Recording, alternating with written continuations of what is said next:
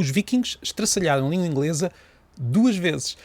Tudo começou na invasão dos vikings, na criação do Danelaw, uma parte das Ilhas Britânicas que ficou sob domínio viking, isto no século IX e X. Os vikings vieram em grande número e aprenderam inglês. Só que, apesar de falarem também uma língua germânica, tal como os anglo-saxões, a língua germânica dos vikings, o antigo nórdico, não tinha exatamente o mesmo género gramatical nas várias palavras. Nós sabemos que, por exemplo, algo pode ser masculino em português e feminino em francês, apesar de serem línguas da mesma família, acontecia o mesmo entre o antigo nórdico e o antigo inglês, e os vikings, como aprenderam inglês já como adultos, simplesmente ignoraram o género e começaram a dizer as palavras sem género.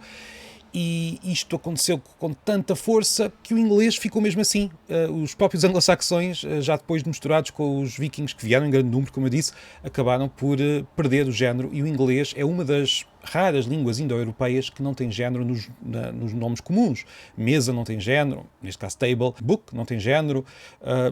Não há género nos nomes comuns em inglês. Isto foi só uma das malfeitorias que fizeram, e já agora esta história está descrita no livro John McWhorter, a magnífica história desta língua bastarda, o inglês, e deixo esta sugestão de leitura. A segunda vez que os vikings estraçalharam o inglês foi com a invasão normanda, em 1066. Guilherme o Conquistador, que falava francês normando, era na verdade descendente de antigos vikings. Os vikings tinham chegado ao norte da França e tinham assumido a língua que lá se falava. Os vikings, pelos vistos, assumiam facilmente a língua dos sítios que conquistavam. Ora, o francês normando tornou-se a língua da corte na Inglaterra, o inglês passou a ser a língua do povo, e este francês normando acabou por dar muitas palavras ao inglês, de tal maneira que o inglês é hoje uma língua com um forte vocabulário de origem latina ao lado do vocabulário germânico. Isto não quer dizer que não seja uma língua germânica. As palavras mais comuns, as palavras gramaticais, são germânicas, para começar, mas tem ali um peso latino lá dentro que dá um sabor muito particular ao inglês no conjunto das línguas germânicas. O inglês acabou por ser novamente falado pela corte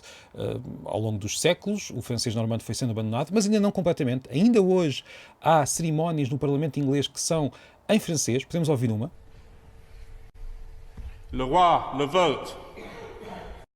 E ainda hoje os ingleses usam muitas palavras de origem francesa e muitas palavras de muitas outras origens. Há quem diga que isto dá uma certa flexibilidade ao inglês que outras línguas não têm, mas isso é muito discutível. As mesmas características em línguas com menos prestígio são vistas como defeitos. Também não são defeitos, mas também não são propriamente qualidades que levem a que a língua seja mais fácil de usar do que outras. É mais fácil de usar porque usamos muito. O inglês é muito usado na literatura, na ciência, como sabemos, e é por isso que parece tão fácil de usar.